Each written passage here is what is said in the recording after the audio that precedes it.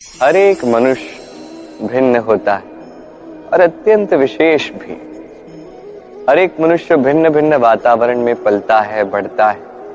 हर एक की अपनी अपनी सोच होती है, अपनी अपनी विचारधारा होती है। जब अनेक भिन्न विचारधाराएं एक साथ आ जाती हैं तो होता है विवाद। अब विवाद के समय कभी भी देखिए, ये दो व्यक्ति यदि इनमें विवाद हो रहा है तो ये सदैव प्रयास करते हैं कि ये सिद्ध कर सके कि सामने वाला व्यक्ति, उसकी सोच, उसकी विचारधारा या उसका ये कथन अनुचित है।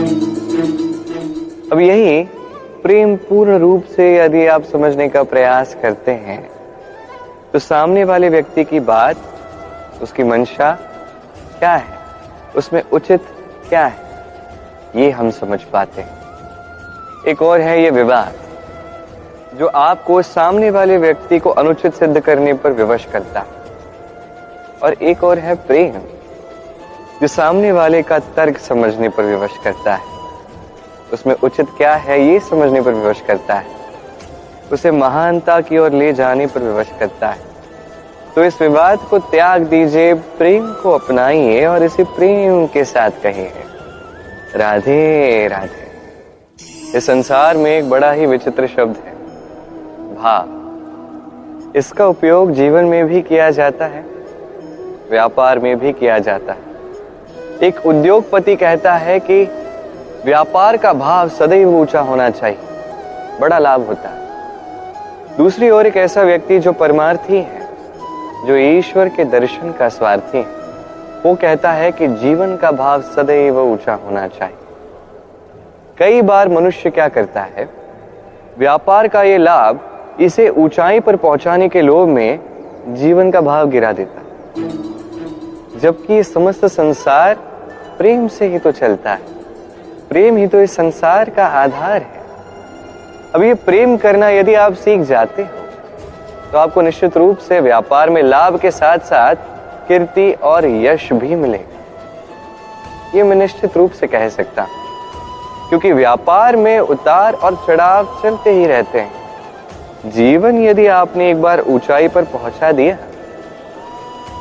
कभी नीचे नहीं आएंगे। आइए और मेरे साथ प्रेम से कहें, राधे राधे। बंद मुट्ठी तो लाख की, खुल जाए तो राख की। अब ऐसा क्या होना चाहिए इस बंद मुट्ठी में जो ये लाख की बनी रहे? सोच और स्वप्न। मनुष्य जन्म लेता है, उसकी सोच समय के साथ उभरती है। सोच के अनुसार वो स्वप्न देखने लगता है और उन स्वप्नों को पूर्ण करने के लिए वो परिश्रम करता है। किंतु एक अत्यंत महत्वपूर्ण बात है जो आपको स्मरण रखनी चाहिए। आपकी ये सोच, आपके ये स्वप्न, ये आपके नियंत्रण में होने चाहिए। आपकी बंद मुट्ठी में इसकी लगाम होनी चाहिए, आप इसके स्वामी होने चाहिए। यदि ऐसा हुआ तो ही आपका लाभ होगा। यदि ये आप पर नियंत्रण करता है, यदि आपकी मुट्ठी खुल गई, न मार्ग आपके नियंत्रण में, न सोच आपके नियंत्रण में, न स्वप्न आपके नियंत्रण में, यदि ऐसा हो गया तो आप अपना भविष्य ही खो देंगे। तो नियंत्रण रखना सीखिए अपने विचारों पे, अपनी सोच पे, अपने स्वप्नों पे। अपने स्वप्न पूर्ण कीजिए और मेरे साथ प्रेम से कहिए, राधे राधे।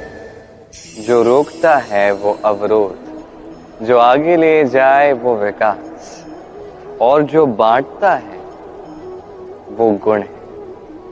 आप सबको आनंद दीजिए, आपको भी बदले में आनंद मिलेगा। आप सब में प्रेम बांटिए, आपको भी बदले में प्रेम ही मिलेगा। अब देखिए, मेघों को देखिए। ये मेघ, इनका गुण ये नहीं है कि ये जल को संग्रहित करके रखते हैं। इनका तो गुण ये है कि वो उस जल को सब में बांटते हैं। धरा की प्यास बुझती है तो जीवों की भी प्यास बुझती है। सूर्य का गुण ये नहीं कि वो सबसे अधिक तेजस्वी है। उसका गुण ये है कि वो अपना तेज सब में बांट सकता है। उसी प्रकार जीवन में आनंद, उल्लास, प्रेम, ये बांटना सीख जाइए। ये एक गुण है और बदले में आपको दुगना आनंद, दुगना उल्लास और दुगना प्रेम भी अवश्य देगा। यदि आपने ये सब स्वयं तक ही सीमित रखा तो आप स्वयं का ही विकास रोक देंगे। आइए मेरे साथ प्रेम से कहिए, राधे राधे। मनुष्य का ये जीवन, मनुष्य जन्म लेता है, एक समय आने के पश्चात इस संसार से चला भी जाता है। अब केवल इतना आवश्यक नहीं कि इस जीवन काल को आप जिएं, केवल इतना आवश्यक नहीं है।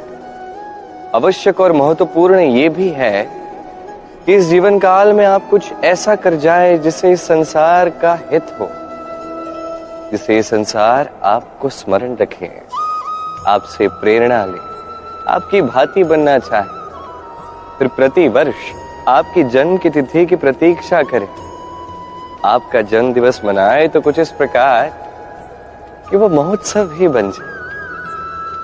अब ये जन्म दिवस महोत्सव ऐसे ही तो नहीं बनता।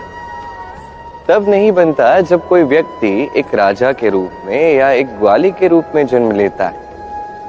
तब बनता है जब एक मनुष्य जन्म लेने के पश्चात इस संसार को पाठ सिखा जाता है, कैसे एक मनुष्य ग्वाली से राजा बन सकता है, कैसे एक मनुष्य असत्य से सत्य की ओर जा सकता है, अधर्म से धर्म की ओर जा सकता है, कैसे अंधकार से प्रकाश की ओर वो जा सकता है, कैसे अपनी आत्मा को परमात्मा से मिला सकता है। तो चाहे राम नवमी हो या जन्माष्टमी हो, उनके जीवन से जुड़ा हर एक पल एक पर्व बन जाता है।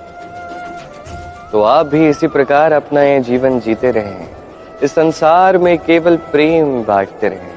कुछ इस प्रकार प्रेम बांटे कि आपके संसार से चले जाने के पश्चात भी आप इस संसार में केवल प्रेम ही बांटते रहें। यदि आप ऐसा करते हैं, इस संसार को प्रेरणा देते हैं, तो आपका जीवन भी राधा कृष्ण के प्रेम की भांति अलौकिक और दिव्य बनेगा। आइए और मेरे साथ प्रेम से कहिए, राधे राधे। आपने ये सुना होगा, एक नन्हा सा बालक ईश्वर का स्वरूप होता है। अब भला ऐसा क्यों कहा जाता है? क्या आपने कभी ये सोचा है? मैं आपको बताता हूं। किसी नन्हे से बालक को देखिए, वो क्या करता है? सबको समान दृष्टि से देखता है।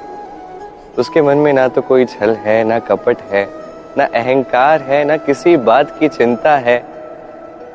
सबको समान दृष्टि से देखता है और स्वयं में ही प्रसन्न रहता है, सारे विकारों से मुक्त।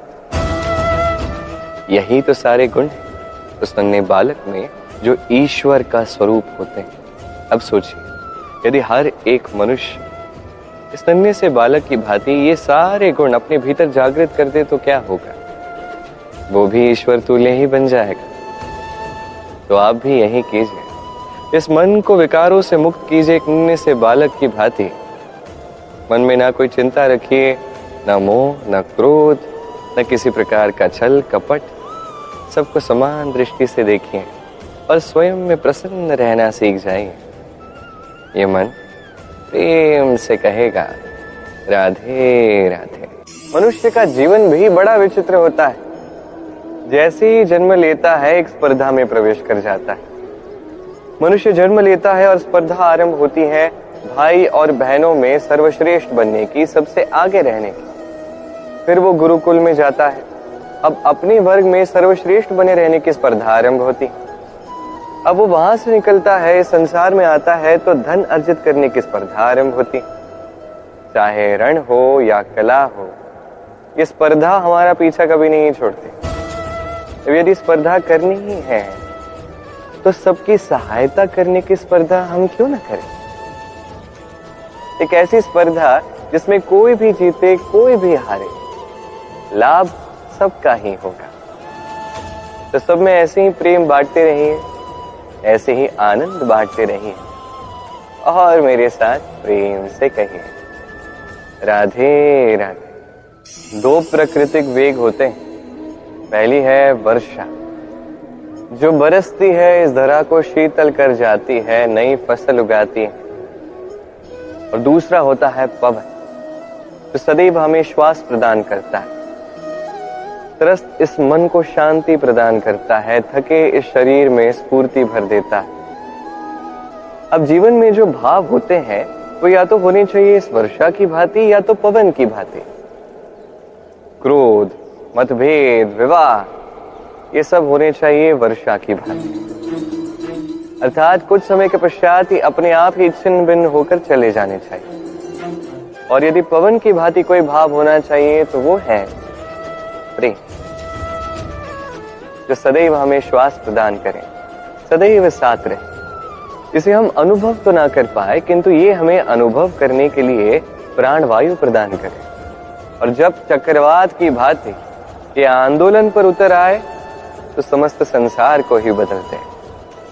इसका सार एक ही है, शक्ति। मतभेद, क्रोध, विवाद में नहीं है। शक्ति यदि है तो वो है प्रेम में।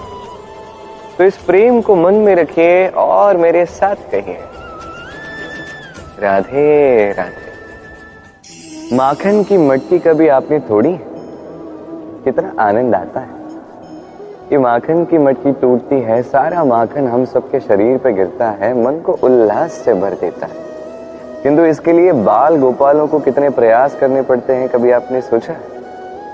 पहले तो एक के पश्चात एक परिश्रम करके सावधानी से उन्हें ऊपर चढ़ना होता है, तत्पश्चात संतुलन बनाए रखना पड़ता है, गिरना नहीं। तत्पश्चात सधे हाथों से इस माखन की मटकी को तोड़ना पड़ता है, तब माखन मिलता है। अब ऐसा ही कुछ हमारे जीवन में हमारे साथ भी होता है। अब आप कहोगे कि माखन की मटकी तोड़ने की प्रक्रिया, इसका जीवन के साथ क्या संबंध हो सकता है? तो हमारे मन में भी एक मटकी है, अहंकार की मटकी। अब ये अहंकार की मटकी जब टूटती है तो सत्य चित का आनंद चारों ओर बिखर जाता है। ये मन, ये आत्मा दोनों प्रसन्न हो जाते हैं। किंतु इसके लिए भी आपको बाल गोपालों की भांति प्रयास तो करना ही पड़ेगा। संतुलन बनाए रखना होगा इस मन में, इस बुद्धि में, अच्छे और बुरे में, लालच और परमार्थ में। फिर सधे हाथों से इस अहंकार की मटकी को तोड़ना पड़ता है। देखिए, ईश्वर के तत्वों को पाना है तो अहंकार की मटकी को तो टूटना ही पड़ेगा। आइए और मेरे साथ प्रेम से कहिए,